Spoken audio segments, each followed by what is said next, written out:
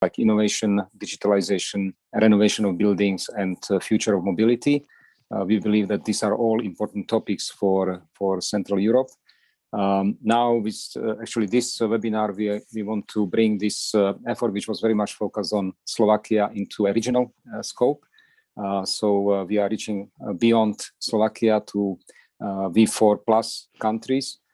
We believe that it is very important that these countries which are facing to a certain degree very similar problems and challenges, that they also share their ideas, best practices, that there is an exchange of information, and that they can find new ways how to address issues, including the challenge of innovation in a new way and together.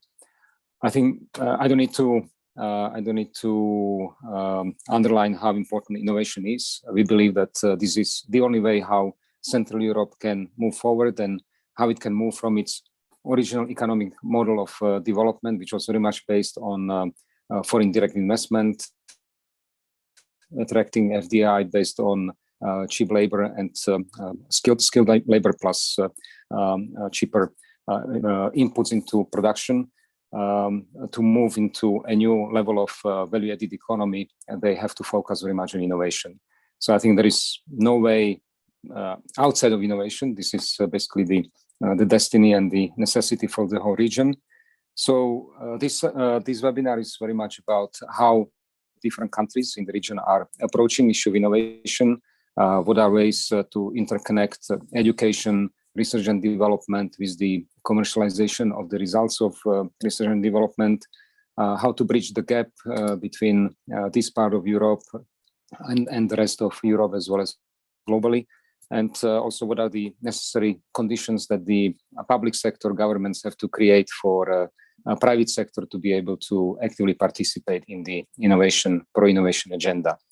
So again, thank you very much for joining us for this webinar, and I would now move to Sonia Muzikarova, who is leading this area within GLOBSEC, and ask her to go to the agenda and also moderate the whole discussion. Thank you very much. Thank you very much, Vasil, for these introductory words, and good morning, everyone, also from me. Welcome to our RRP regional platform. We have an excellent lineup of speakers today from different professional paths, walks, who will examine the plans and their potential for change through the lenses of their expertise, sectors, and experience. The discussion today will be split into 3 blocks. It will take about 1.5 hours. The first block is a public sector block where public sector leaders and policy technicians from Slovakia and the Czech Republic will set the scene, outline their solutions and measures and milestones for innovation as embedded in the respective national RRPs. Then we have the international and third sector block where representatives from Bruegel and the OECD will offer a comparative country perspective on approaches to innovation, but also discuss it through the prism of governance, transparency, and coherence of these measures as contained in the plans. And last but not least, we have the private sector block where regional success stories will future-proof, so to say, the plans through the prism of their business journeys. And we will then also turn to some of the implementation challenges and discuss principles underlying a successful innovation agenda at an organizational level. Before we start, a few housekeeping rules. Please try to keep your contribution under 7 minutes, although I know it's tough, but we just want to have some time for a Q&A at the end. Other than that, the usual rules apply. Please keep your mic on mute when not speaking. Raise your hand if you would like to intervene, and keep your camera on when speaking. We do have some media representatives today with us who will be able to ask a question or two towards the end. So dear media representatives, please use the chat function and address the questions to me directly. I will then pick and choose a few questions depending on how much time we have left at the end. Without further ado, I would like to begin with the first block, and I would like to invite Peter Balík, who is the Director General at the Ministry of Investments and Regional Development and Informatization based off Bratislava to present some of the key measures and milestones that should amp up the Slovak innovation position. Peter, please. Thank you very much. Good morning to everyone. Thank you, Vasil, for the introduction. Thank you, Sonia, also for introducing. I think this really great and great discussion about a very important topic, which is related to innovation. I think we all agree that this is, of course, an area where Slovakia has a further potential to grow and to progress. And that's why it was also one of the key priorities for us and for the Ministry of Finance while preparing this important document related to the resilience and recovery plan. I would like to underline the fact that the RRP is currently in the interministerial consultation process, which means that it's open for public consultation as well, and the public is more than welcome to comment on the document and on the proposed measures. The RRP is composed of several components, and there are several components which also relate to innovation. There is one specific component, component 9, related to R&D and innovation very explicitly, and the total allocation of this component is 600 million euro, and it not only contains investments, but also reforms, which of course are the main prerequisites for the RRP to be implemented by the member states in the EU. What I would also like to underline that the RRP is not the only source of finance that is coming in from the European Union. There is also a period of preparing the new programming period, as you know, 2021 and 2027 for the new package of the European structural and investment funds, and it will be very important for us to make sure that the RRP and the measures proposed will be in line and will be synergical with what is proposed in the new operational program and in the new programming period for the EU funds. The EU funds will also bring additional budget for research and innovation. The expected estimate for R&D priority axis in the new operational program is around 2 billion euros. So if we sum up the grants which are going to flow to our country in the upcoming years from EU funds, from the RRP and from the EU funds, we might easily reach the level of around 3 billion euro for the area of research, development and innovation. And what will be key, of course, is the implementation of these resources. So right now we are really just in the planning phase, and I would like to underline that the experience and the history shows that Slovakia was slightly underperforming in the allocation of the EU funds, especially related to R&D and innovation. That's why this this brings, of course, a huge opportunity, a huge challenge for our country, and we are trying to prepare ourselves both in terms of preparation of future projects, which will be financed from these funds, but also in terms of the governance system, which is also not ideal in Slovakia. And this was exactly the subject of the RDI component in the RRP. Besides the investments, we were focusing also on the proposal of reforms. And these reforms are mostly related to the governance system in Slovakia, which is fragmented. This is analyzed, and this is been pointed out in several analytical documents, that the Slovak RDI system and the governance system is fragmented. There are some competencies which are taken by the Ministry of Education, competencies by the Ministry of Economy.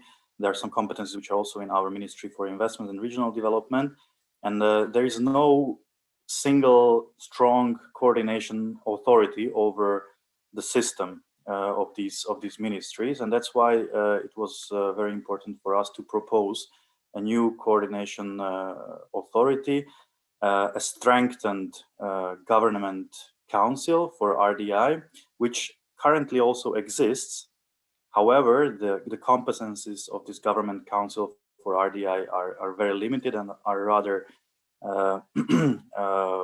in the form of recommendations for the ministries. So the first reform in the area of RDI is going to be related to strengthening the roles and the competencies of the Government Council for Research, Development and Innovation in the area of coordination of RDI policies across ministries.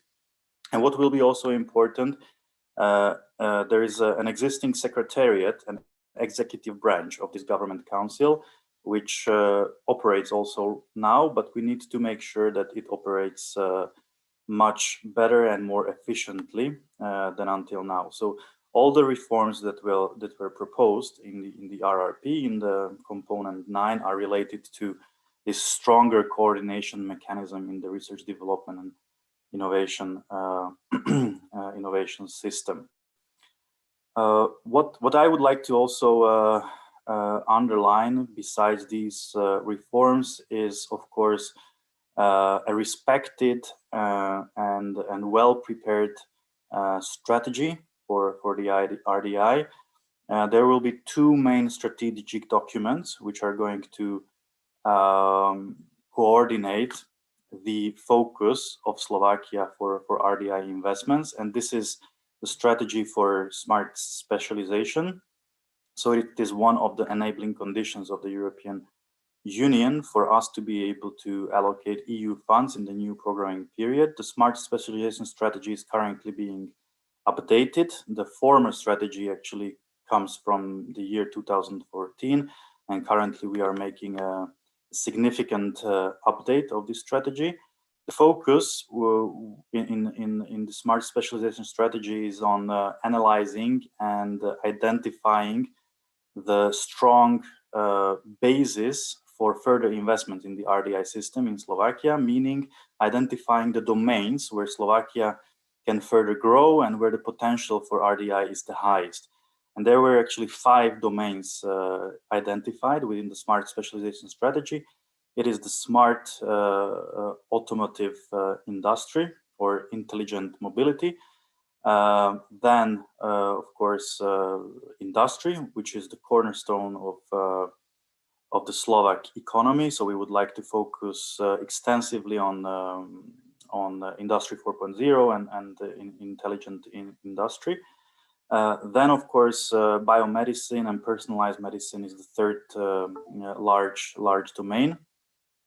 Food processing and agriculture is also an area where Slovakia has a very good basis for further investments in RDI. So this is also part of the smart specialization domains identified in the strategy. The second large document, strategic document, which is going to guide and lead the ministries which have competences in the RDI policies is an umbrella complex strategy related to research, development and innovation. This has not existed in Slovakia.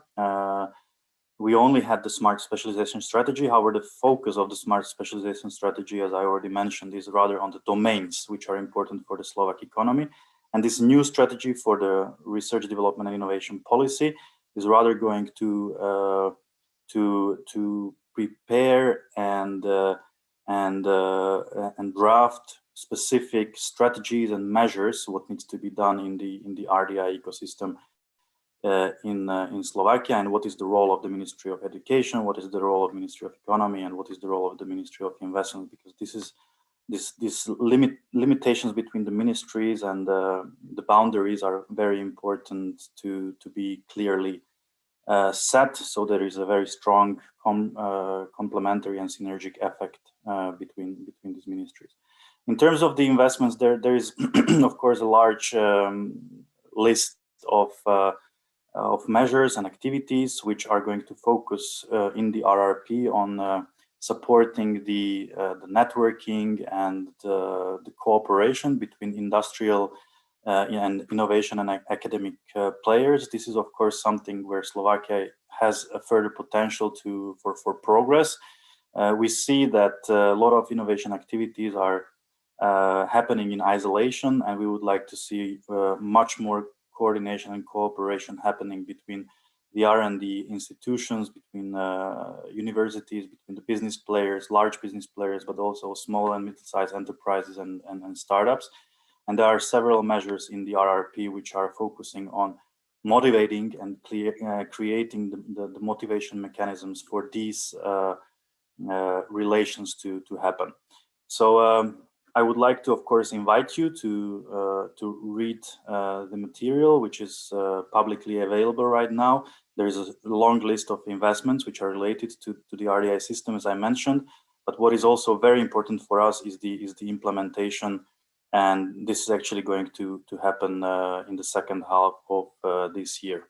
So thank you very much for your attention, and I will be open for your questions to answer. Thank you.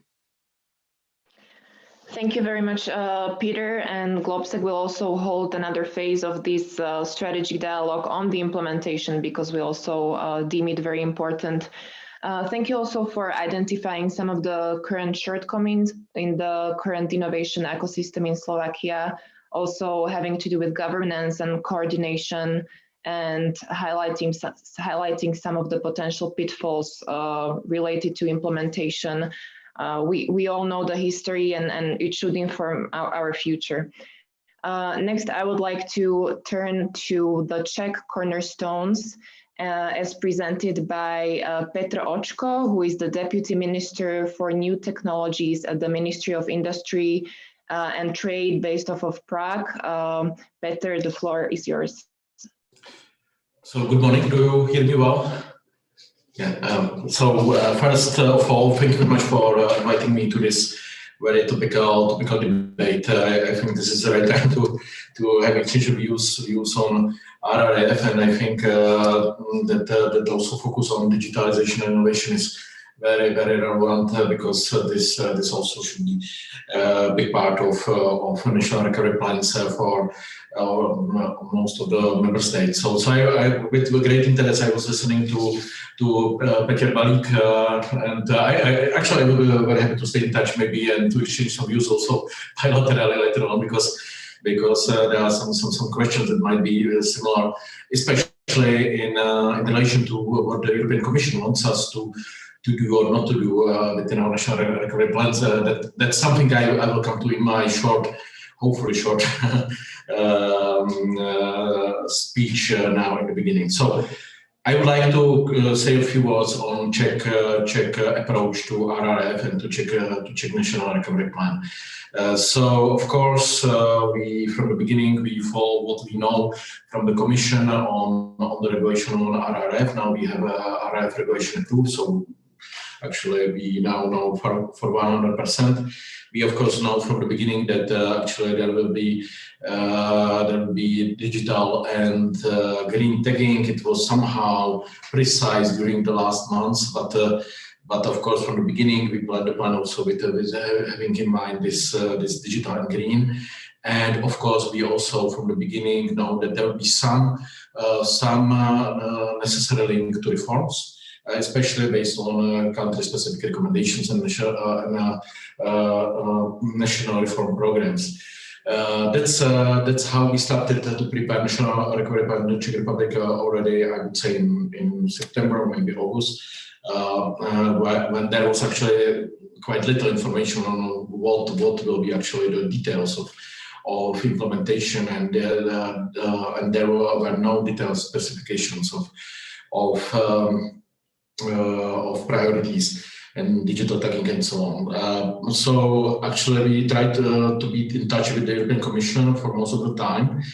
And as I a little bit already indicated, actually what is a little bit a problem for us is that, of course, it's a little bit understandable in this hectic time, but actually the approach of the Commission is a little bit evolving. And it starts to be very extensive in actually actually, especially interpretation of what reform mean, what reforms mean. So actually, for us, that's why actually I started with saying that in the Czech Republic, and I think in most of the other states, of course, we already from the beginning started the preparation of the activities with the National Recovery Plan, with having in mind that there has to be always some link to reforms. And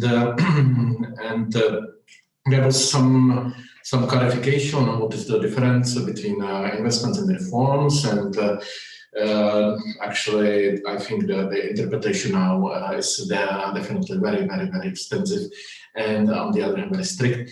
What I think also is one that I indicated already in the beginning is that actually we thought that if we discuss the preparation of individual activities in Czech Recovery Plan, especially I speak for digitalization and innovation, with relevant DGs in the Commission, it means especially DG Connect and DG Research to some extent, it will then we will have actually high probability that it will be approved.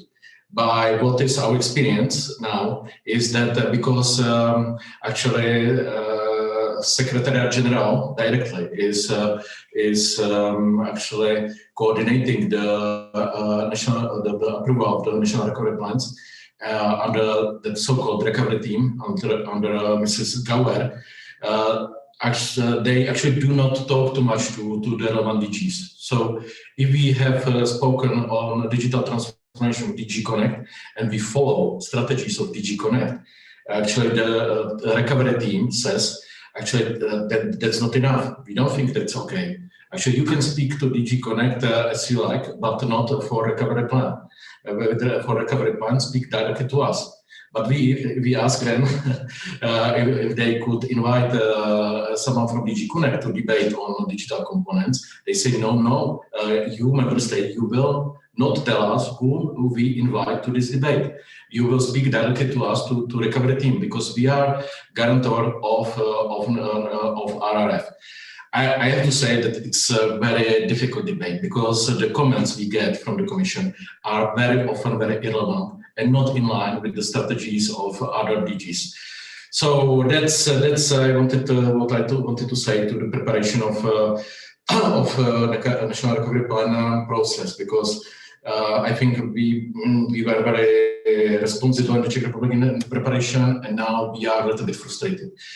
So to sum up what are the main pillars of Czech Recovery Plan, we have 6 pillars: digital transformation, then we have physical infrastructure and green transition, then we have education and the labor market, then we have institutions regulation and business support in response to COVID, then we have research, development, and innovation, and the last one is health and resilience of the population.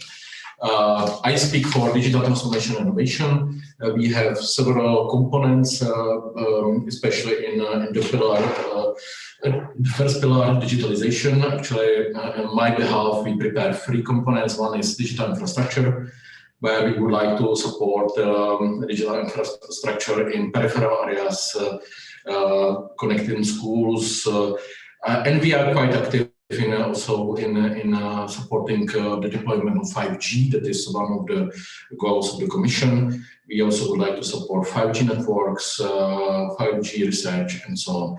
So that's in very short the digital infrastructure component. Then we have a component 1.4 that is called digital economy and society. That is actually very much following the Czech digital strategy that's called Digital Czechia, Digitální Česko. And in this component, we would like to support more digital ecosystem. We would like to strengthen the coordination of digital ecosystem.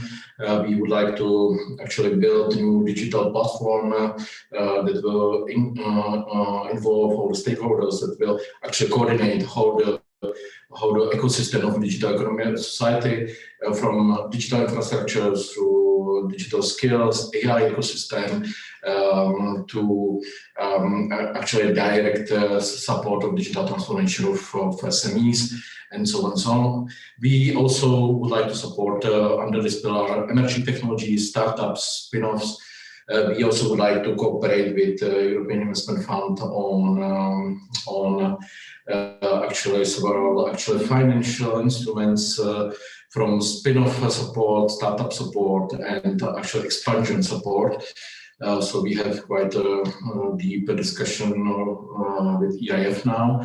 We also would like to support strategic technologies based on or related to digital, actually Industry 4.0, quantum technologies, and so on. Quantum is quite important for us. It's not so big allocation, but it's a very important project for us.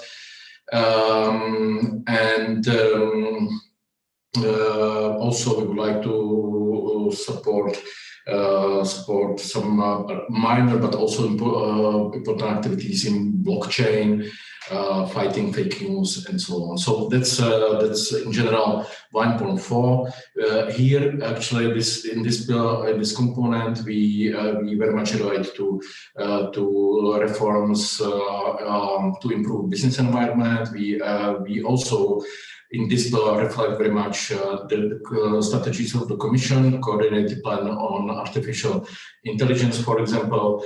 We also try to actually guess what will be the main points in Digital Compass that was actually published just yesterday. So actually, I think we are very much in line with the Digital Compass main priorities. We actually target also SME access to finance in actually technologies based on digital. That is quite broad set of activities, and so on. Actually, when I spoke about problems with extensive interpretation of the Commission, is here we actually face problems that we actually have copied some parts of some text from the Commission, especially from DG Connect, to our national recovery plan, because we actually reflect them. But we got comments from recovery team, from European Commission to these parts of the national recovery plan that were copied from European Commission. So actually, that's for us a little bit difficult that the Commission gives comments to Commission's text. So, and then we get answered if we ask the recovery team why it's so. So they say that they are actually guarantors or keepers of purity of RRF regulation, and they say that so you have to speak to us, and we have the final word. So that's why I'm a little bit frustrated from the preparation of the National Recovery Plan. But to continue, then we have component 1.5, digital transformation of companies, direct transformation of companies. We have a few programs that are running already now that we would like to upgrade. Technology 4.0, it's Industry 4.0 for small and medium companies, and so on.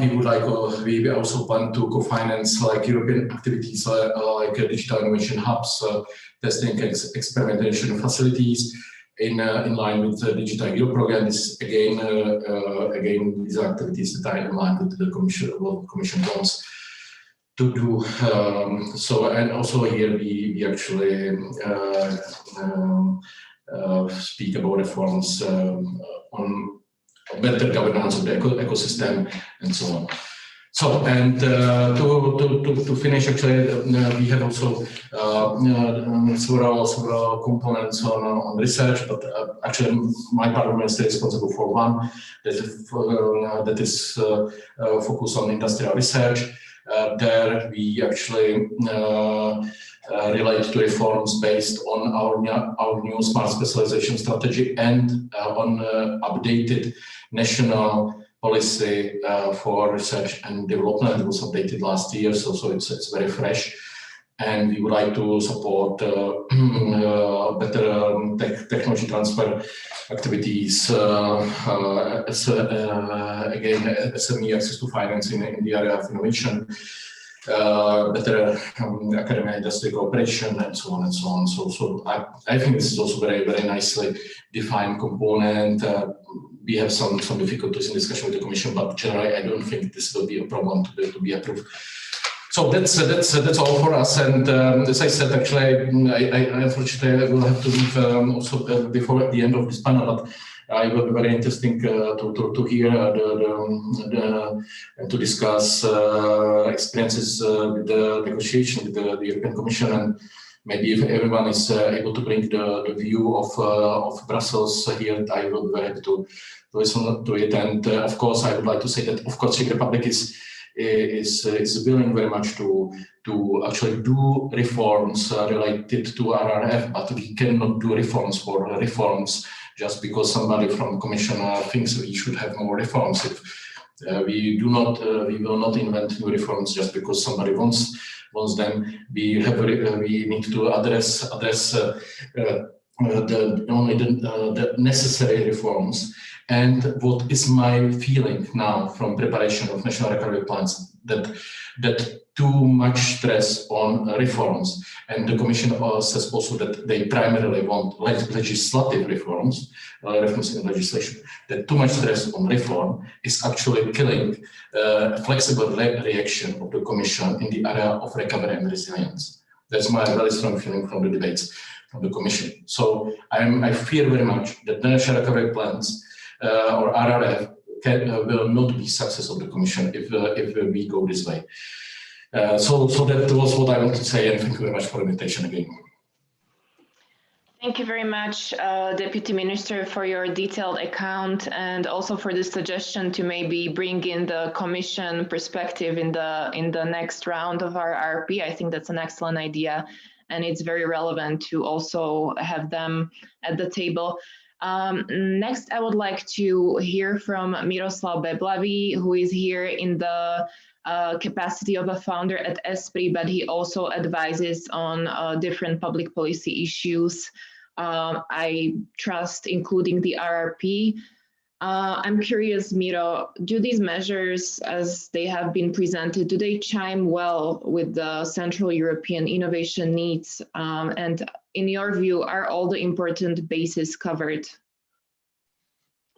Thank you very much. Before I begin, let me just say that I was advising the Ministry of Finance of Slovakia on the RRP, and I'm currently advising the European Commission on this issue, but here I speak in my private capacity, so my views do not represent either of the institutions. And I also signed a confidentiality agreement with the Commission, which will somewhat limit what I can say today. But having said all of that, I think one of the key problems we see in Central Europe is that actually building a successful innovation ecosystem is probably one of the most difficult things in all of the governance. And there is a very nice term called isomorphism used by sociologists, which says that institutions or people tend to imitate forms used by others more successful, sometimes without understanding whether those forms are going to work or how they interact. And I think for the R&D policy, this is one of the most frequent problems that we have the Israeli council of this and the Finnish model of that and the UK research assessment exercise of that. And if we bring all of these best practices into our country, we will be like them. And it doesn't work like that. In the same way that if you wanted to build, I don't know, an alpine ecosystem, it wouldn't mean that you can take snow from Mount Everest and soil from Mount Blanc and put them together, and you take a tiger from the Himalayas and you get the wonderful ecosystem. No, it doesn't work that way. So I think the key thing is to really understand what makes a particular ecosystem work. And here I'll make just a few remarks because it would otherwise be too long. And that is that there are two main problems in transferring the know-how about how you build an innovation ecosystem from other countries to this region. One concerns the legacy of quality research. Very often the R&D innovation policy in Western Europe or the US is based on the fact that we have good quality, high quality basic science, but it's not commercialized enough. It's not related enough to the innovators and practical people. So let's create connections between them and make it work. And that's the triple, quadruple helix kind of idea. And the second idea is that, we are a country, let's say the US or France or Germany, and we should specialize a bit more in what we want to support. We should choose priorities and then support the innovation in those priorities. And the problem with these two ideas in, let's say, Slovakia or Central Europe is that these are small countries with underdeveloped basic science systems. So none of these two logics necessarily apply to them, and if they are applied, they often do not work. So to make it more specific, let me point out basically, what I think should be the three roles of the RDI strategy in countries of Central Europe or other small countries of similar kind.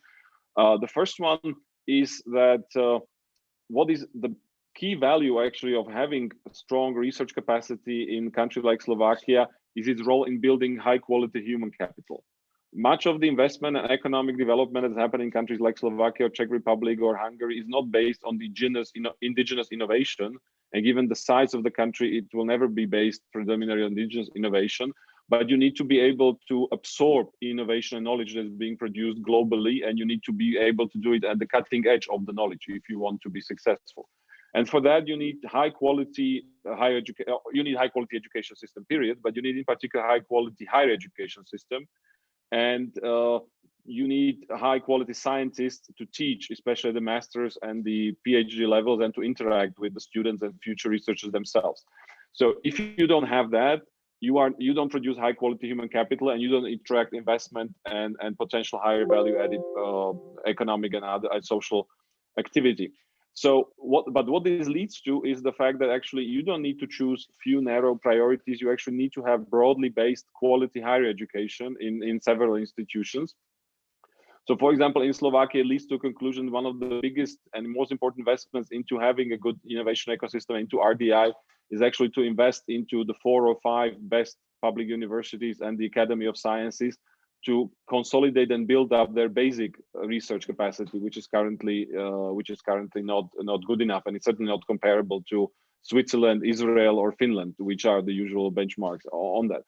So that's the first, that even if you want to specialize, you still need broadly based, high quality basic research. Of course, you need to make choices there. Not every country can have, these most expensive particle accelerators or other machines. So it doesn't mean you should build American higher education system on a Slovak budget, but it means that in the key categories, you need to have higher quality higher education system. The second implication of that is that there is a lot of innovation and research that Slovakia or Czech Republic needs, and no one else is going to do for us. We can import huge amounts of knowledge, and we do import embedded in products, in services, in scientific literature. My guess would be that a country like Slovakia imports about 99.something% of the knowledge it actually uses in daily lives and only produces a very small percentage. But this very small percentage is important because there are things that no one will do for us. If we want to, for example, look at how the climate change will impact Slovakia, how it will impact our tourism, our lives, our cities, you cannot just import research from the US or from Australia. You need to do your own research on the Slovak geology, on the Slovak cities, on the behavior of Slovak citizens. If you want to know how you do health services for the excluded Roma, no, you cannot import that research. I mean, you can be inspired by how you do this for Native Americans or indigenous population in Australia, but you cannot import it. You need to create your own research on how you do successful public health systems for excluded people. So there is research. It's a small percentage, but hugely important for us, which we only could do. And that's the second thing on which I think we should focus. And then there is the third, which is the most frequently discussed, which is research and development innovation that's crucial to our economic competitiveness. And as I mentioned, more than 99% of the knowledge we use, we import. So it's not about producing all this new knowledge, but it's about having these narrow slivers, as they say in English, where we will be innovative and we will be competitive. And the question, of course, the big question is, how do you choose these very narrow slivers? If this is the path of knowledge and you as a country have this only very small amount of money and human resources. And the difference between Slovakia, let's say, and the US in this respect is that, I always remember Robert Heinlein, the sci-fi author, some of you might have read them in childhood. He once said about the US that if a problem is sufficiently important, the government wastes $1 billion on it, but then solves it. And that's the American approach, that you really choose what's important and then you build it up, because you're America, you have the money and you have the skills and you have the need. If you're a country like Slovakia, this doesn't work. Even if we decide today that, artificial intelligence is the future world. Slovakia doesn't necessarily have the ability to be the artificial intelligence capital of the world. So you have to be much more supply based. You have to be much more based on what we already have or what we can have. So that points that you really need to understand the economic and intellectual structure of the economy. And there, what I'm always surprised is that the only good approach I know about this is called economic complexity, and it was developed by Ricardo Hausmann and his team at the Harvard University several years ago. And they really look in a very intelligent way on each country's economy and how complex it is, how complex are the products that it produces. And also, this approach is intelligent because it also links together capacities and skills which are closely linked. So basically, they based it on the research that, I don't know, if you produce computers, you are usually also good at producing something else. If you produce pencils, you're usually good at producing pens or not. And this approach is also very good because it shows you where the country can naturally expand. So this is an organic evolutionary approach, and not social planning approach. And if you want to focus on choosing priority sectors, I think this is the way you should do it. But also in a small country, and that's my last remark, even when you want to go this way, you should always leave a lot of space for individuals, unpredictable individuals. I will give you a few examples. In 1998, Slovakia had a very small plant for putting together Volkswagen cars from components brought from Germany. So it was basically a car completion. It was not really even a car plant. It was more of a car completion plant. 8 years later, Slovakia had the highest production of cars per capita in the world in 8 years. No one could have predicted that in 98. So if you wanted to do this specialized smart strategy, 98, you wouldn't have cars in them because no one would thought of that. To give a more recent example, at this very moment, we have a startup in Slovakia called Tachium, which is trying to produce the most innovative chips in the world. It's based on a Slovak who worked abroad and came back, or is traveling around the world. We don't know yet whether Tachium is going to work, but no smart specialization strategy will help you to predict that, because if this guy didn't come back, we wouldn't be able to do anything on chips because he's the only guy in the country who really is at this top global level. So this is not about analyzing the structural conditions. This is about whether this guy comes here or doesn't come here.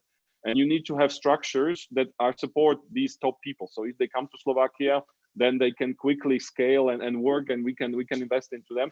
So you should also be a little bit open, not just focusing on what we have now, but also on where we have the best people. So these four criteria are the four criteria I would suggest.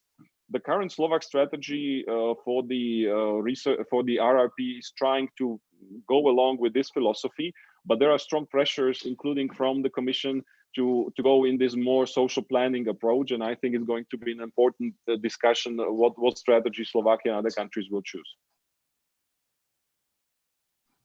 Absolutely. Thank you very much, Miro, for your presentation. I think you have given us a lot to think about and hopefully also discuss at a later stage. And I hope that the strategies are at least broadly aligned with some of the principles that you have presented today. Next, I would like to turn to the second block, which is about the international insights and third sector insights. And here I would like to invite Bruegel's Zsolt Darvas to intervene. Zsolt is based in Brussels, but he is also a Hungarian citizen, so he also has the Central European regional perspective to some extent. Zsolt, I know at Bruegel you have been entrusted with building this recovery and resilience plan database, which sure is not an easy endeavor. Can you offer us some comparative country perspective on how the EU member states are approaching innovation across RRPs? Thank you. Thank you very much, Sona. First of all, thank you very much for inviting me here to this very, very exciting discussion. I very much enjoyed and learned a lot from the previous interventions, I have to say.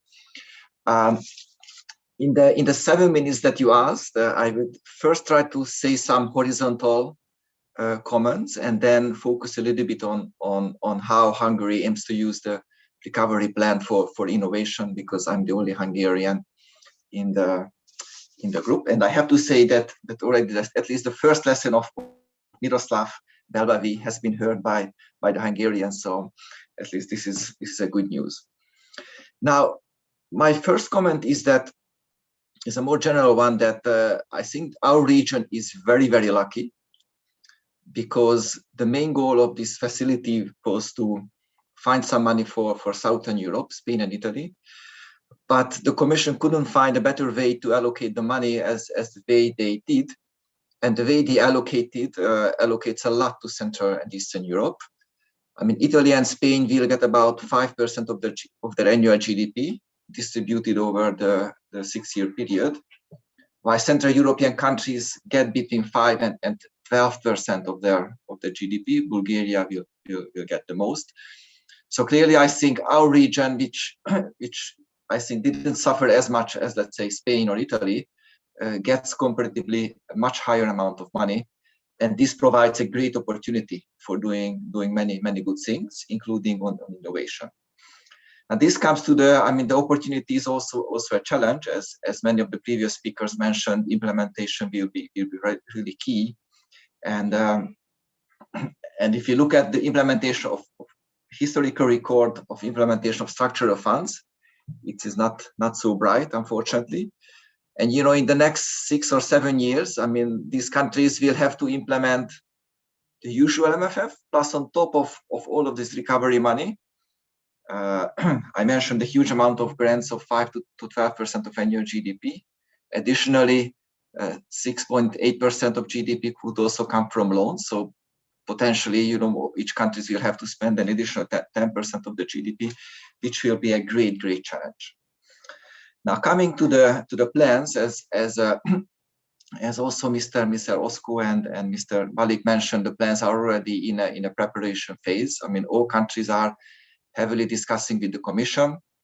Also, the first time, I would say, the Recovery and Resilience regulation necessitates consultation with the civil society. So there's also a lot of public consultation ongoing, which is all good. But since all the plans are in a draft phase, it's not so easy to make good comparisons, because they change from week to week or month to month.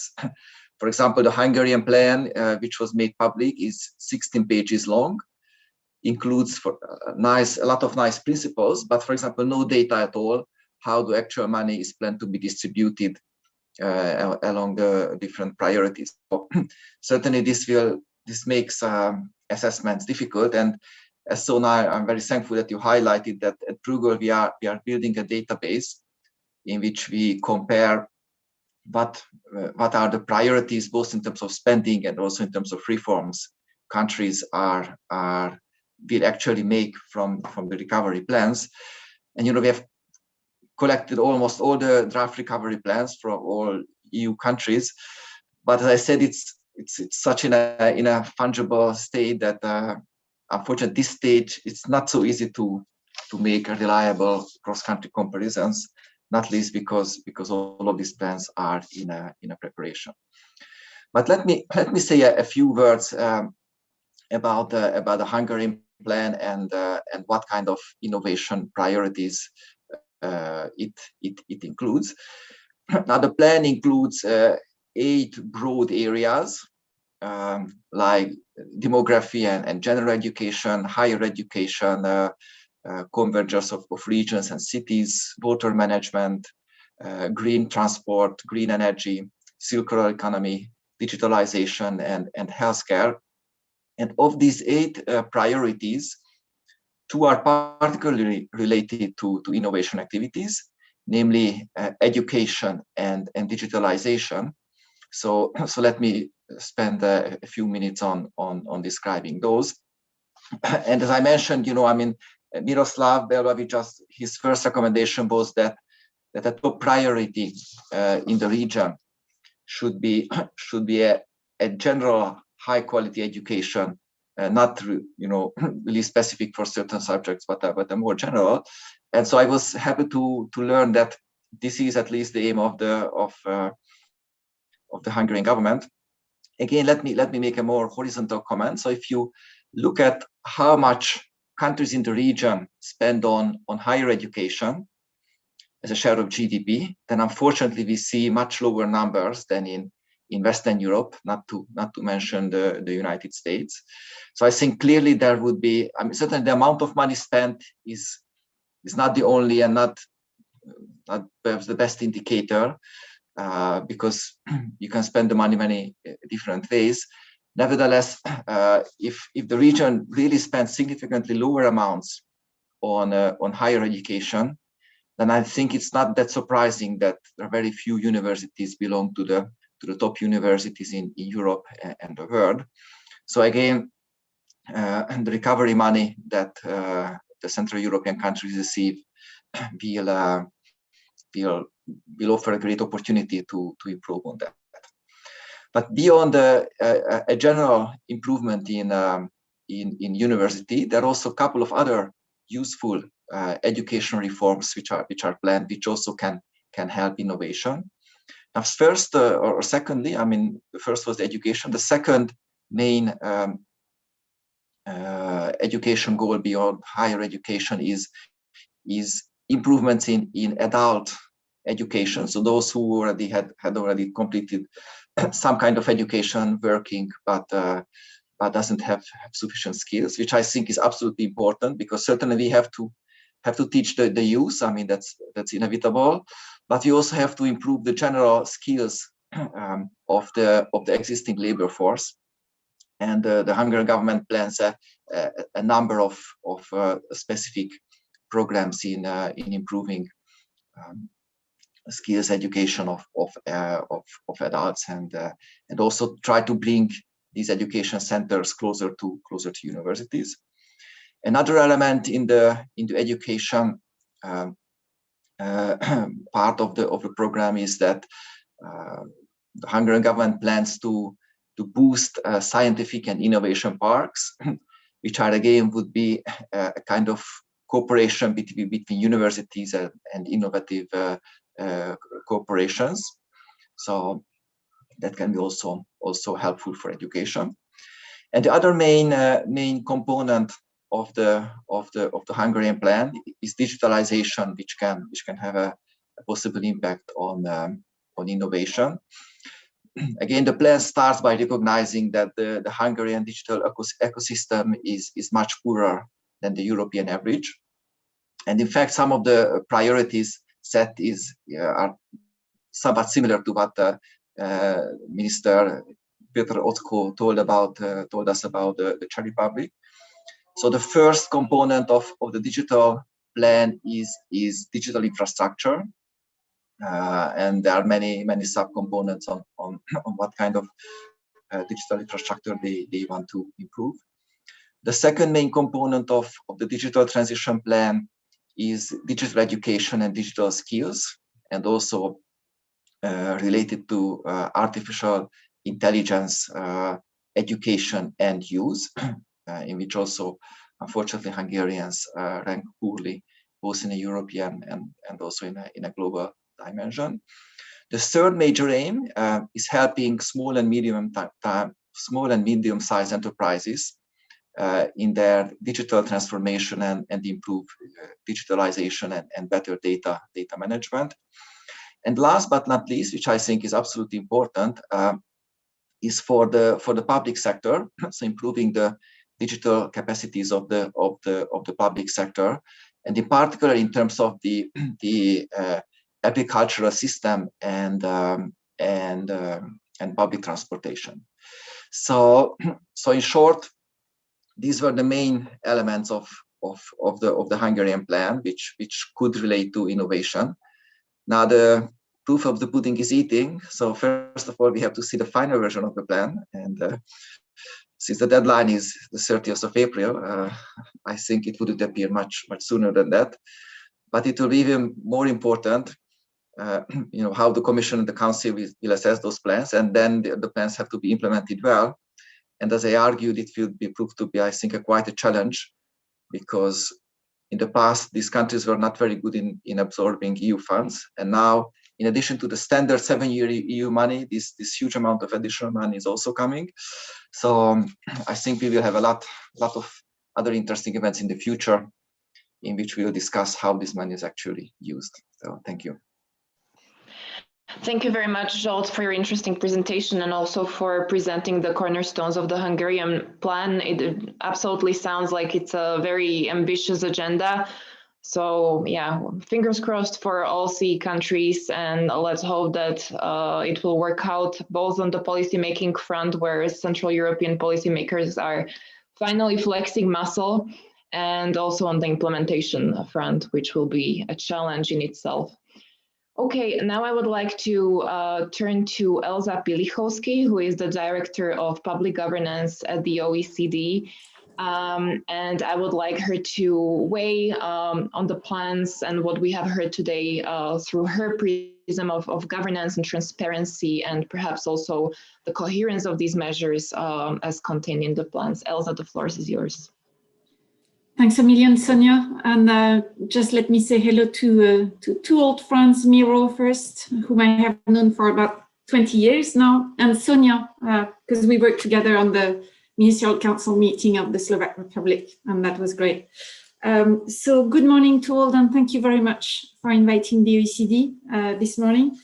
I wanted to give a little bit of a helicopter view on what we've learned in the recovery plans already passed, announced, passed, partially implemented, and how these kind of broad lessons can be applied to the RRF, obviously. And I will look at it from a governance perspective, not from an economic or social perspective, and of course from the innovation point of view. So it's really a helicopter view, but sometimes it helps rethink issues and review issues. So let me start by rebounding on the economic outlook of the OECD that was presented yesterday with a better outlook than originally planned, because we have a 5.6% projection of global growth instead, which is 1 percentage point higher than what we thought in December, as economies are basically adjusting to the situation, not so much because of improvement on the pandemic side, but because we're finding ways of working this out.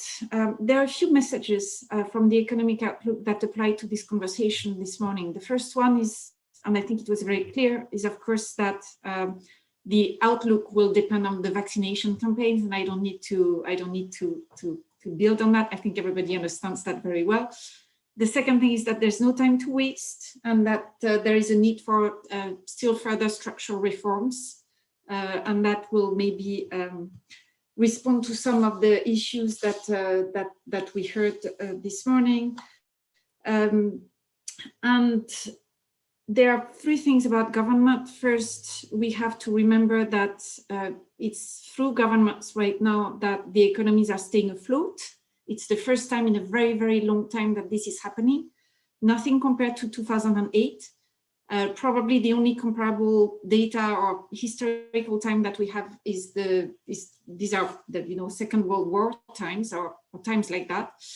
We have recovery packages that amount between like a few percentage points of GDP. I mean, the additional spending, the additional fiscal spending that was announced, and about 10–15% of GDP, depending on the countries. So it's absolutely huge and enormous. And in that sense, the role of government in innovation is very specific, very important, very new. It's not like we can build only on what's happening, naturally in the private sector today. So this is how we're thinking a little bit the issue, considering that there are three roles for government. The first one is, how they promote innovation today in the economy. The second one is how they innovate themselves in service delivery at this time, because service delivery is huge today in the economy, much bigger than before, and how governments innovate in the way they are making decisions because of how big they are. Every strategic decision that they make is very important. So I'll try to go through these 3 points very, very briefly. So in terms of, we'll start with how governments innovate in service delivery, and to say that, first of all, we should remember that during this time, governments have innovated probably more than in the past 50 years, at a faster pace than in the past 50 years. Maybe less than during a war, but still very, very fast, and that expectations from citizens is that this rate of innovation will continue in the future. That they have realized that actually governments can innovate very, very fast, and this is coming up very clearly out of our trust surveys and other trust work, is that they have realized that the standards for government innovation in service delivery are now much higher. So that will make government's life very difficult in the future. But we have at the Oecd now we have a database of about, I think, 600 big innovations that have been going on in governments. Yes, and we have analyzed about 450 cases along 5 different lines. The first one is, of course, I mean, how they have promoted an innovative environment for government in response to the crisis.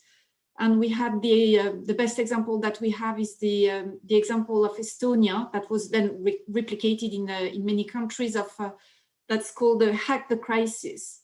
You know, it was a 48 hackathon dedicated to building solutions to help the country grapple with the COVID-19 crisis, with 1,300 civic hackers participating in the events, 27 teams, each working to build out projects. So here we can see, you know, that the governments were really in the leading edge in terms of promoting innovation for service delivery that then would have probably babies in the economies in the longer run. The second area where we have gathered information is the fact that governments have really innovated in the field of seamless governments to eliminate points of friction between the machinery of governments and the people. And here we have an interesting example from the UAE with the establishment of a Ministry of Possibilities, which is a virtual ministry that brings together individuals from across government and other sectors to form temporary and experimental time-bound departments that seek to answer impossible questions in a safe and permissible manner. We have also a number of examples of how countries have innovated to focus on the overlooked, basically to address the needs of segments of society that are at risk of falling behind. Here we have an interesting example, for example, from India with what they call the Barefoot College. I don't know whether anybody knows about it. That has provided training to older women from rural communities in developing countries. And over the course of 5 months, they become solar engineers and learn how to construct, install, and maintain solar home lighting system. So that's another example. There are many examples in the digital field, obviously, and here the leading role for governments is how to promote innovation, right? Of course, maintaining, you know, a good level of privacy, of consent, people's consent, etc. And that's where the role of government is very specific and has a specific role in society. And the 5th big area of work where governments have been investing in terms of their own service delivery is really on upskilling and investing in people. And here we have an interesting example from Canada called the CAN Code, which is really an innovative upskilling effort from the government of Canada to prepare young Canadians for educational programs and careers in STEM fields, and to help them compete in the digital area. And you know, they are looking at subjects such as coding, app development, computational thinking, data analysis, and robotics, and all this. So these are just examples on how governments can lead today through their service delivery, can lead innovation in the country. Now on governments promoting in the innovation in the economy, on how governments innovate in terms of their own decision making, I would say that this is probably the area where I, as a director, have the most concerns myself. Because when we look at the numbers and when we look at what's happening, it's not clear that government priorities are always in the right place. I'll give you an example, and these are very temporary data because we don't have all the data, but we have, I would say, 2/3 of the data for our members.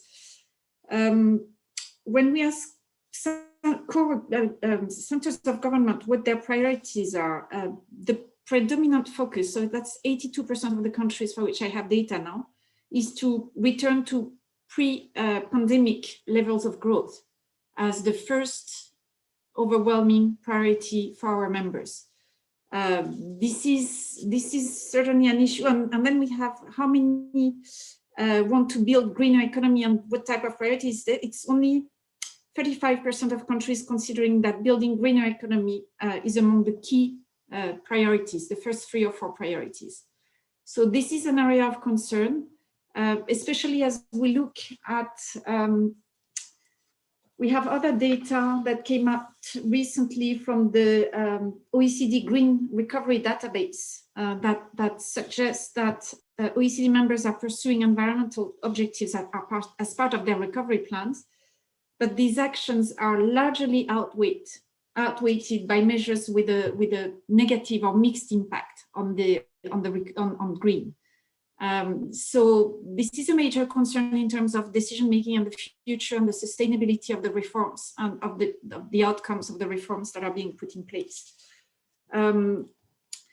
The second big concern that I have myself is around trust and trust. So to link it to innovation is, however we innovate today, it will be very important to maintain trust. And we consider in the Public Governance Department that this is really core to the sustainability of the reforms in the future. Today we have, the Edelman barometer that in 2020 showed that 48% of the people do not think that the political system is working for them. Today, this is something that we're very worried about, in the sense that support for the democratic systems that we have today seems to be fading away. So however we do reforms, however we think the political economy of reform, this has to be one of the overarching priorities of the recovery plans also in the future. Some of it has to do with the economic and social outcomes of the reforms, of course, but this is not really my area. But another point is really about public governance issues. One is really about disinformation and information, and whatever innovation that we can find to actually fight disinformation and misinformation will be extremely important for the sustainability of our political systems in the future. Another one that we find in our trust survey, and this is where I would like to challenge you a little bit today, is the capacity and competence of governments to work on digital issues and on global issues.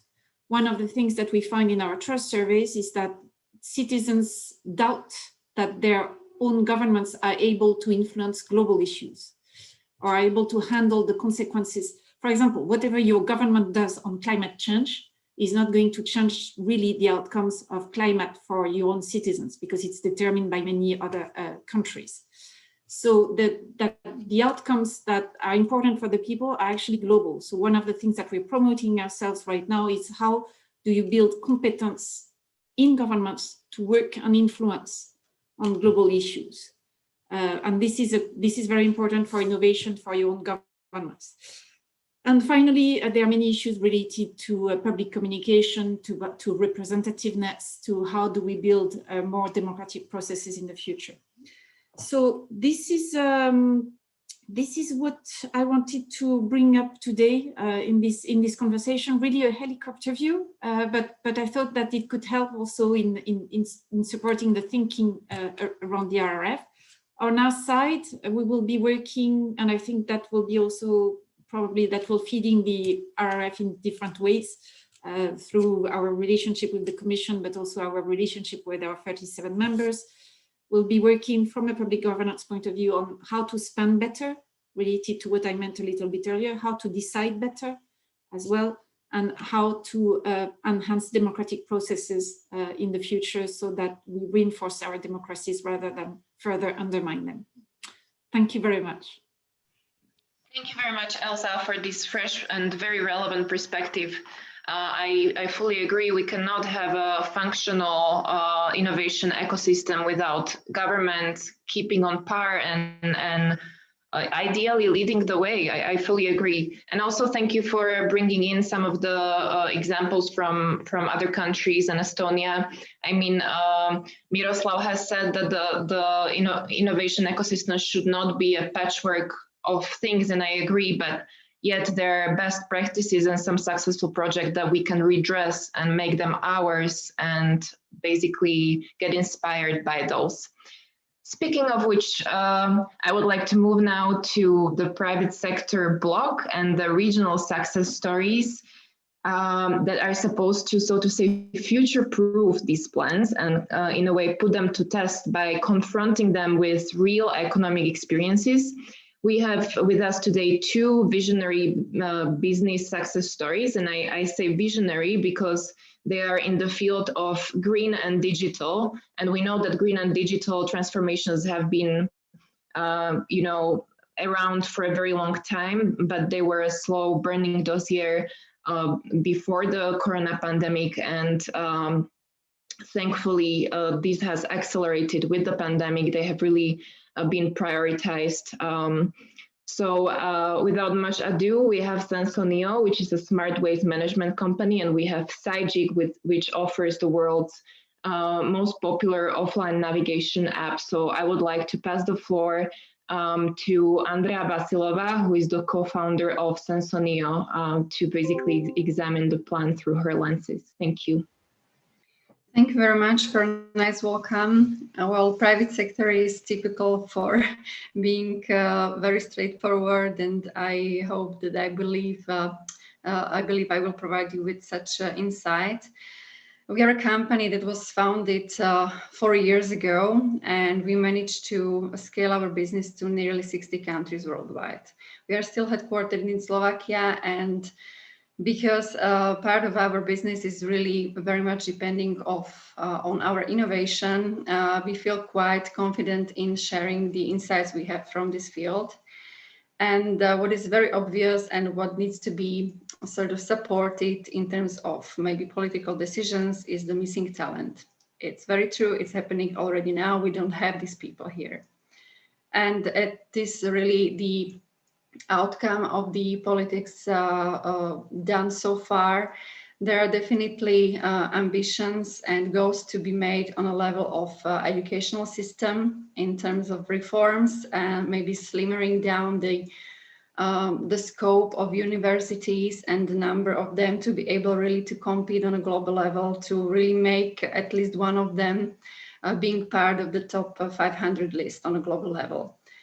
Secondly, there is also potential for women to be more engaged. There are definitely abilities how to, for example, leverage the educational programs to involve more women in terms of IT, because IT doesn't necessarily mean to do the IT development and the software development. There are also other streams which are much more attractive for women, such as user experience, testing, etc.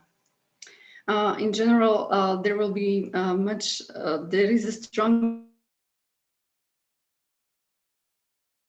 that will be not disturbed every 4 years because of the elections and change of people in positions. So this is definitely something that would need to be changed. If we are speaking about the short-term goals, there is definitely the need to facilitate creation of private companies providing innovative solutions. And this is already happening now. As I said, we can now not really rely on people getting out of our universities that are really meeting the criteria we have on them.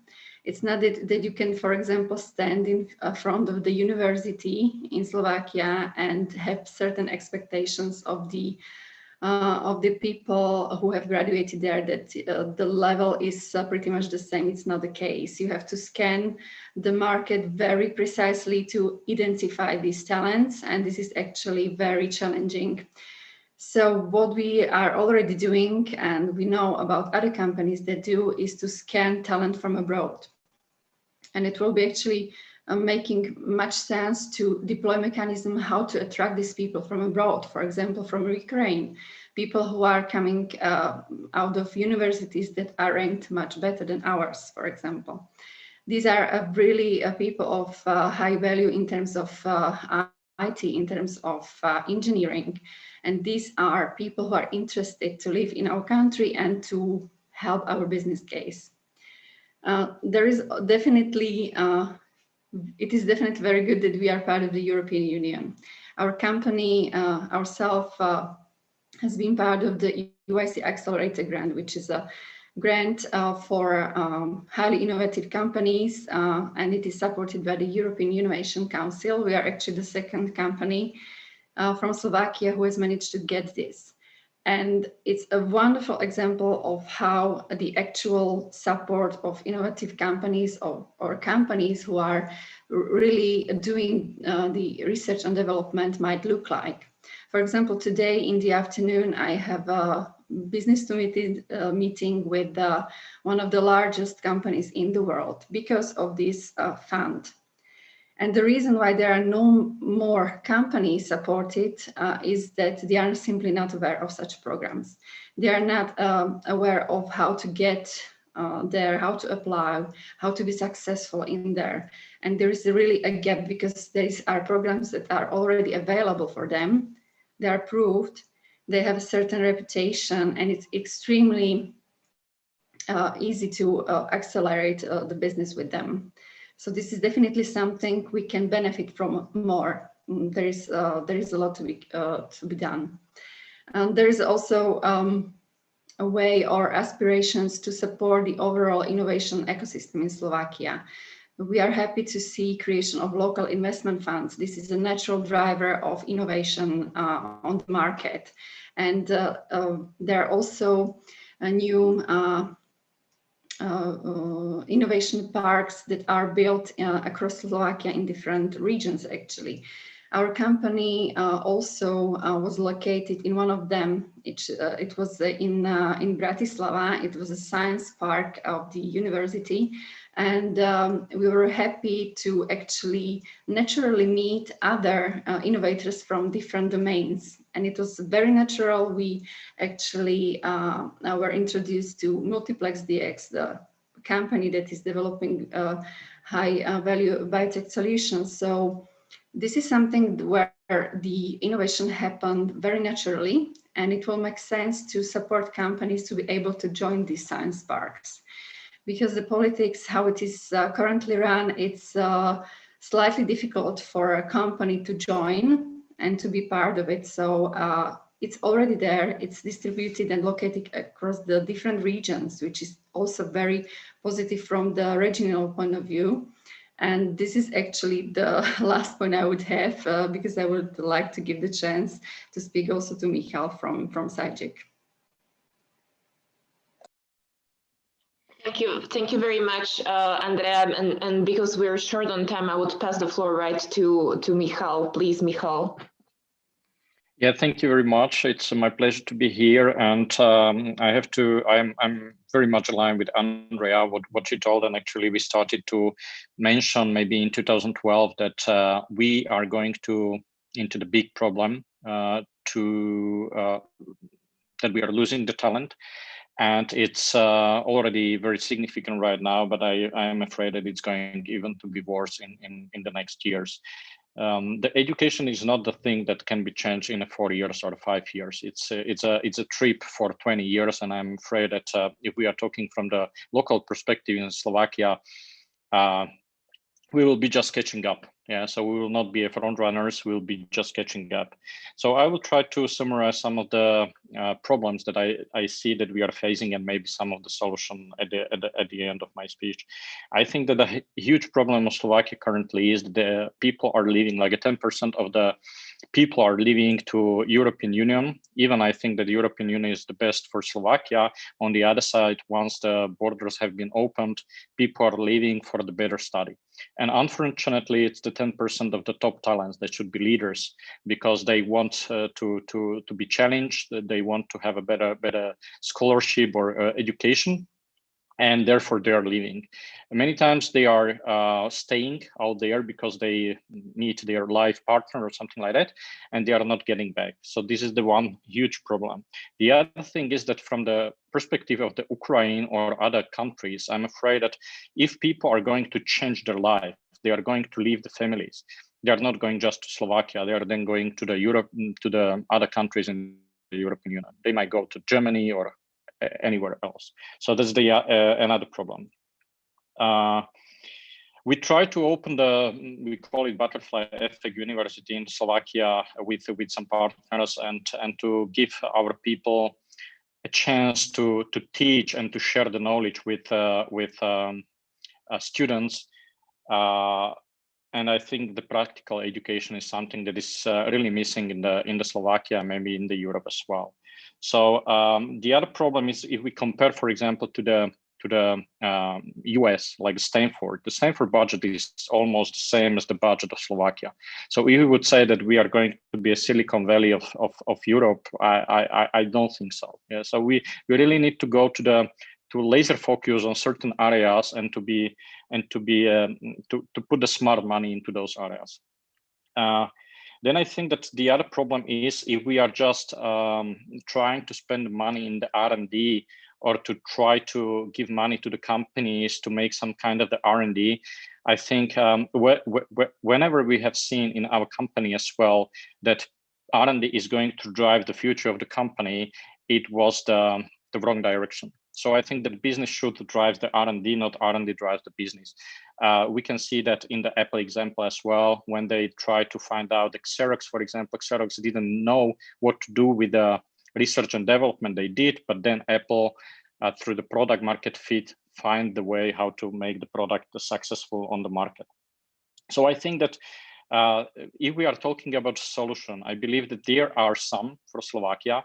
And I think that it's not going to be definitely the college system and the student system or the education system needs to be improved 200%. But I think that we should really laser focus on the areas that we want to invest in and to go, for example, for the product experience, customer journey, product market fit, and to really to give the education as well on the high school, how to find the product market fit. Because if we educate people to be a product managers or the CEOs of the companies, then I believe that those people can really make the change in the country. So I don't think that it's just enough to educate people like IT or biotech or something like that. I think that Europe is struggling against the US, and especially in the terms of the product market fit. So the customer journey, user experience, and these kind of things. Then I think that we need to hack the legislation in the Slovakia. So really, as we do not have too many people or do not have a huge budget comparing to Germany, UK, France, US, China, and so on, I think we can do something that nobody else is doing in the globe, and that can attract talent. That means that we can make, for example, certain cities to be a testing centers for the autonomous vehicles. So something that the rest of the globe is really afraid of, but we can attract the talent because nobody can do it anywhere else, for example, or to really try to make the DNA hacking or something like that. I know that might be ethical issues and things like that, but I believe that in 50 years the economy will go there and we will change the DNA, and we really need to look from the perspective where the globe is going to be in a 50 years perspective. So I think that through the legislation we can attract the talent, because the talent cannot really make those things anywhere else in the world, and then we'll come to the Slovakia and we'll teach our people and to prepare our people to be ready for the next century. Thank you very much. Thank you very much, Michal. So basically, gain a competitive advantage and be bold and be gutsy, whatever area we choose. Okay, great. Last but not least, I would like to ask Helena Sharkanova, who is the partner at McKinsey & Company based off of Prague, to talk about RRPs through her prism. Helena specializes in helping clients in transforming their companies and their organizations into more agile organizations using technology and innovation. So she has some very important and relevant lenses. Helena, what are some of the principles underlying a successful innovation agenda of public sector leaders based on your expertise while driving organizational change? Well, Sarah, thanks a lot for the introduction and also for inviting me. And indeed, thank you for this very interesting question that you posed to me earlier. And so I was reflecting on it. And before I go and propose my view on what I think could be some points to consider when it comes to implementation, I actually just want to very openly say that I, as you said, serve primarily private organizations, notably financial institutions, telcos, and so on.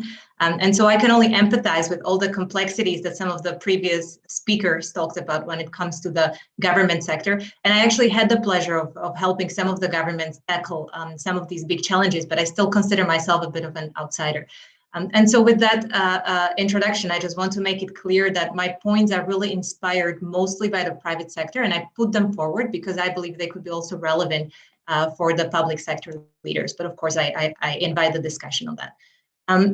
So I would like to propose basically 3 principles. I start with the first one, and I'm sure Michal and Andrea will hopefully empathize with me, but the first one being OKRs, right? This is a concept that was pioneered by Google. It's by now taking actually non-digital native companies and even public organizations by storm over the past number of years. And the idea is that actually we first and foremost really need to be clear on what are we trying to achieve. And I think this goes a lot along the lines of also what some of the previous speakers, such as Mr. Bevlavi, were saying, where he said, it's very important to focus. I think Michal made a similar point saying, look, we cannot go everywhere. We do need to focus. But I also think that it's important to define that in some sort of a measurable way. So, for example, and Basil Hudak made this opening statement around the labor productivity, and I fully agree. If you look at the value that a Central European worker produces per hour, it's actually 2 to 3 times lower than an economic value that 1 hour of work of a German worker produces. So actually there's a huge productivity gap, right? So if we're thinking about innovation, if we're thinking about digitization, and we're thinking about how to define the objective in a way that we can actually keep ourselves honest on whether or not we're delivering, I think defining it as something like increase the economic value add, for example, could be an idea of objective to go after. And then in line with this Google philosophy, right? Once we're clear on why do we want this innovation to come in the first place, then we actually need to really break this big hairy monster into some smaller chunks and then have some key results, some metrics, something that we can use in shorter timeframes to see whether we're actually going in the right direction. I really believe this is one of the critical things, and setting the KRs, the key results, right, it's actually not trivial. Often these efforts, as you said, education, years to come before we actually see the result. So finding clever ways that can allow us to see whether we're progressing already within 1 quarter, another quarter, and so on, is, I think, really, really critical. So that's the first principle that I would propose. The second principle is about choosing where to play and how to play. And on the where to play, the what to do, there has been a lot done and said already by the previous speakers. I think this is, I will not go too deep into this one, but I will propose sort of a challenge on the choosing where to play. And now especially talking to the public sector leaders who now have this big effort and the big task to develop their RRPs and then actually drive the execution of them. And I think we can, when it comes to public sector leaders, broadly speak about 2 archetypes of activities. The first one being the activities that the public sector actually has to drive and execute themselves, right? The typical legislation frameworks, regulations, these type of activities are, or even self-digitization, as was also mentioned by the previous speakers, are good examples of that, right? And again, I will mention a couple of examples, again, not to create this patchwork of illusion of Himalaya snow, but rather to explain on example what I mean, right? So a good example for me is Lithuania. It's a small country, 3 million people. Still, it's European Union's largest fintech hub. And actually, if you look at the Bank of Lithuania, it's a very progressive regulator. So they actually streamlined a lot of the licensing processes, automated a lot of the supervision procedures, and they also created innovation sandboxes, right? So those are for me examples that really the government should drive. Another one is digitization. Classic example, Croatia Start or business.gov.pl from Poland. I mean, these are digital platforms that really allow people to, within a day, establish a business. They use digital signature, digital IDs, and really speed up the actual process. And all of these efforts sort of go into line. When I hosted a panel on digitization in Slovakia a few years back, when we launched the first edition of our Digital Challenges report, I actually asked one of the Slovak entrepreneurs, what would you need the government to do for you, to help you? And he had a very blunt answer. He basically said, nothing, just stay out of the way. Right? And I think that's a tough message, but actually, if you think about it, it's a good guidance. But actually, do nothing and stand out of the way doesn't mean sit back and do nothing. It actually, there's a lot of hard work that needs to go into making government frictionless and seamless, right? And this is where I think the government and the public leaders need to take the lead. I think then there's another set of activities, the second archetypes on choosing how to play, and that's actually leveraging what is already out there and rather serving as a platform to scale and accelerate. And I think I feel very strongly about this point. It's of course my personal perspective, but I feel very strongly because I feel that oftentimes, or at least from my experience, the governments fall into the trap of trying to reinvent the wheel, right? And they try to sort of reestablish different organizations, different institutions, different processes that kind of replicate something that already exists. And I think the challenge is not only that it increases complexity and fragmentation, the challenge is also that often as public sector, you do not have the right talent. I mean, we all say the same thing, we struggle on talent everywhere, and it's actually critical to anything. If you already have platforms where you have people who have the right expertise, the passion to drive it, just use them and rather inject some funding or create some space in terms of how they can grow. And so again, just a few examples to illustrate a point. I mean, for me, Croatian Makers, it's basically a digital education platform used to teach over 150,000 students and more than 3,000 teachers in Croatia. Interestingly enough, actually now being scaled regionally, right? So it's scaled to Serbia, to Bosnia, to Kosovo, and so on. Another good example, there was a few comments actually mentioned earlier around VC funding. And I'll go back in history a bit to Israel Yozma. Many of you may know it, but actually the point I want to make is, again, not to make this copycat idea and just without blindlessly copy to our context, but I think what was important there, the way Israel has actually approached it, and their ambition again was to increase innovation, high-tech innovation in Israel. They actually went and took I think $100 million and went to different already established venture capital funds and very well-renowned investors and ask them to actually come and invest. And I think what is important there is, again, that you're not trying to recreate something from scratch for which you do not have the expertise or the talent. You actually rather try to leverage something that exists and just find a mechanism to make it work in your local context.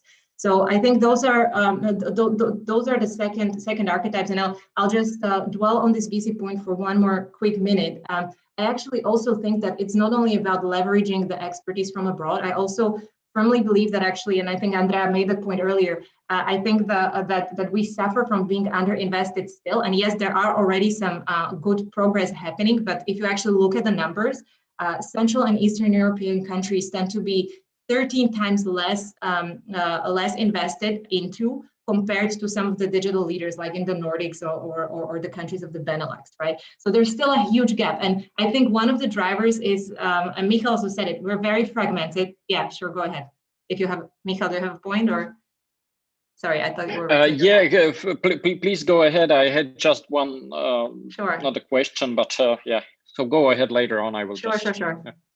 Of course, but my point is that actually, I think personally, and again, feel free to challenge me on that, but I think one of the drivers is the fragmentation. Central Europe, a lot of small markets, individually very difficult to compete. If we could consider something like the Baltics Council, for example, where the idea is create a single interoperable digital market at scale across different countries, I think that is again something that could only improve the attractiveness, right? Again, I think the what to do, I leave to people who are in better position to do so. My appeal here is rather choose where to play and then also smartly choose how to play, where the governments and the public leaders are in charge and drive, and where rather they leverage something that is already in place and exists. So that's my second principle. And then to conclude all of this, a third important principle for me is actually, I spoke about objectives and key results in the beginning. I think then having the rigor to relentlessly measure progress and have quick feedback loop on all these initiatives that need to happen, and then actually based on that feedback, drive the interventions, I think is absolutely critical. I think in this sense, RRP or RRF, it's a very interesting facility. It's forcing the governments probably for the first time to actually really think about the outputs and outcomes. So it's really, I think, a step in the good direction, but of course it's a huge mindset shift and a lot still needs to happen there. And I just basically think it's very important. So thank you very much. Helena, thank you very much. Michal, you had a reaction, please. Yeah, I would like to highlight one example actually. So what I see that is happening in Europe and Slovakia as well is that the Europe funds, for example, are supporting through the R&D funds the innovation side. It's broken the environment, because if we do not have enough talented IT people, then we are just spending money to create new R&D centers and the innovation, and then the companies that do not know how to make innovation getting money and leaving the people from the companies that pay taxes and know how to make innovation. So it's really critical that I think that the government should really support the infrastructure. Yeah. To have more Absolutely. talented IT skilled or biotech skilled people and let the environment to do their job. Absolutely, and I cannot agree more also with Helena's key message. She said that it's a massive mindset shift for the government to be results oriented all of a sudden, and they're probably not used to, definitely not in such a compressed window of time, and to reinvest such a huge amount of money in just a couple of years, basically. So I think we can all agree that this is a once in a generation opportunity. And if we take a step back and take a bird's eye perspective, and this is a journalist question from Andrej Matišak from Pravda, what are some of the pitfalls of not delivering on this opportunity? And on the other hand, if you flip it, what is the upside here, assuming we do our best, given the constraints that we have that have been identified, given the capacities, given the implementations challenges, and we know historically that they are and they will be also in the future.